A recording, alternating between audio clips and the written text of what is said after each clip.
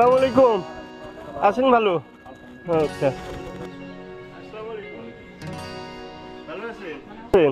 আচ্ছা, ঠিক আছে। পিএসডি মাইক্রো ফিন্যান্স স্মার্ট একটা সংগঠন, সারা বাংলাদেশে কার্যক্রমের মধ্য দিয়ে দেশ ও জাতিকে কিছু দিয়ে যাচ্ছে, পাশাপাশি আপনারা সহায়তা পাচ্ছেন।